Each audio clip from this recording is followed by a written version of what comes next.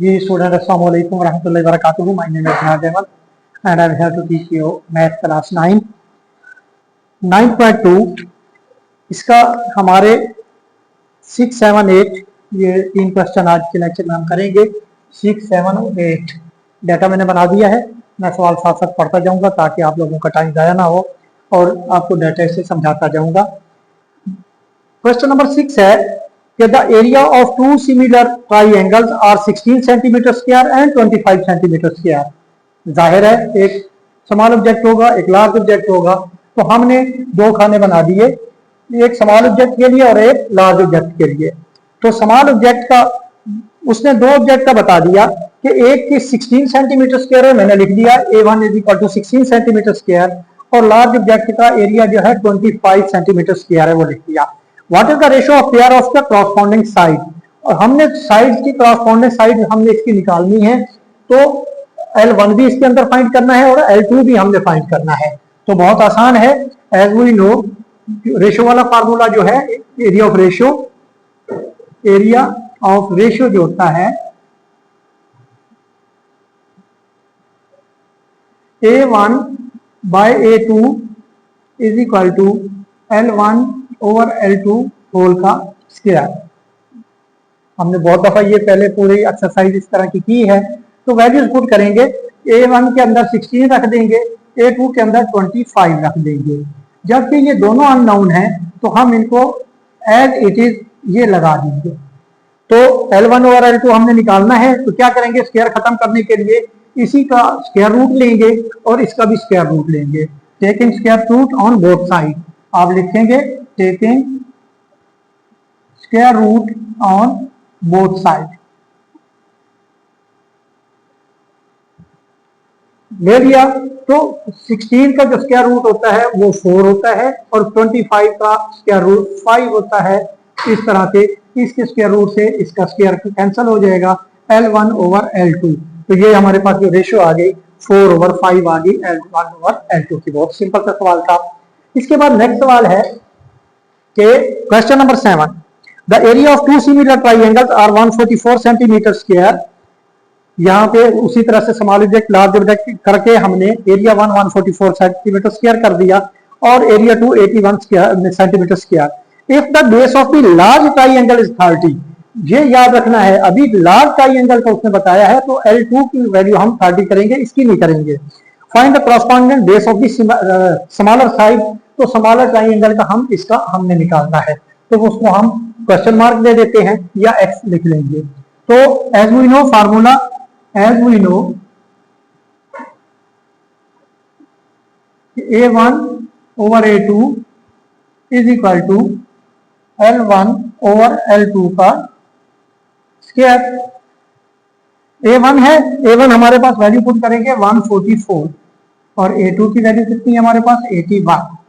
जबकि L1 कितना है हमने मालूम करना है, X लिख देते हैं और नीचे L2 है 30। तो ये दोनों का स्क्वायर कर देते हैं, इसका स्क्वायर अलग से कर देते हैं और इसका स्क्वायर नीचे अलग से मेंशन कर देते हैं।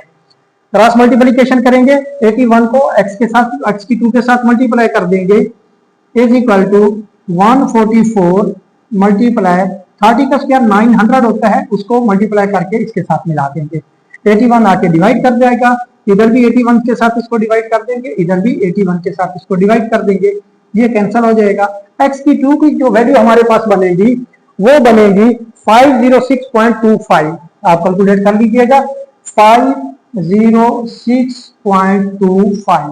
क्योंकि हमने एक X की वैल्यू लेनी है तो इसका अंडर रूट ले लेंगे, तो X की वैल्यू कितनी आ जाएगी 22.5 सेंटीमीटर इसका बेस आ जाएगा, जो कि हमारा जवाब है। उसके बाद नेक्स्ट सवाल है, लास्ट क्वेश्चन है हमारा इस एक्सरसाइज का। A regular heptagon is inscribed in a large regular heptagon. एक 8 कोनों वाली कोई शक्ल है, उसके अंदर एक और 8 कोनों वाली शक्ल को इंस्क्राइब किया गया है, उसके अंदर वो रखा गया है। And each side of the larger heptagon is 1.7 time the side of the smaller heptagon. और जो बड़ी ऑब्जेक्ट है, जो बड़ा ऑब्जेक्ट है, उसकी हर साइड स्मॉलर ऑब्जेक्ट की हर साइड से 1.7 टाइम बड़ी है। तो मैंने आपको पिछले लेक्चर में बड़े तफसील से समझाया था कि ये जो हम के फैक्टर कहते हैं, वो कोई भी जो साइड है वो कितने टाइम बड़ी होती है, इसी को हम इसका के फैक्टर कहते हैं। तो के फैक्टर हमारा आ जाएगा 1.7 हो गया। और द एरिया, और उसी तरह से हम स्मॉल ऑब्जेक्ट और लार्ज ऑब्जेक्ट लिखेंगे। लार्ज ऑब्जेक्ट हमारे पास A1 हो जाएगा। अच्छा, इसमें हमेशा लार्ज ऑब्जेक्ट A1 रखेंगे, क्यों? जो चीज बड़ी होती है उसी का आगे जवाब निकल रहा होता है, रेशियो के अंदर फैक्टर उसी का बन रहा होता है। तो A1 हम रखेंगे लार्ज ऑब्जेक्ट को और A2 रखेंगे हम स्मॉल ऑब्जेक्ट को। तो if the area of the smaller heptagon is noun, ये स्मॉल का अगर 100 हो तो आपने area of the large heptagon निकालना है, तो वो हम निकाल लेते हैं। हमारे पास जो फार्मूला है वो है, as we know, A1 over A2 is equal to होता है K2। ये के फैक्टर वाला एरिया के साथ के फैक्टर का ये फार्मूला है हमारे पास। A1 ओवर A2, A1 हमारे पास हमने नाउन मालूम करना है, A2 की वैल्यू 100 है हमारे पास, और के फैक्टर है 1.7, इसका हो जाएगा स्क्वायर।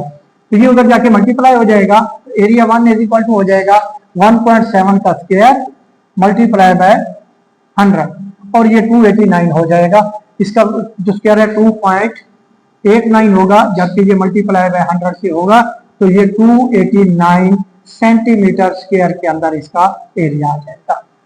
ये था हमारा आज का लेक्चर। उम्मीद है आपको पसंद आया होगा। बाकी वीडियो देखने के लिए इसके रिलेटेड जितनी भी वीडियो है मेरा चैनल सब्सक्राइब करें। जज़ाकल्लाह।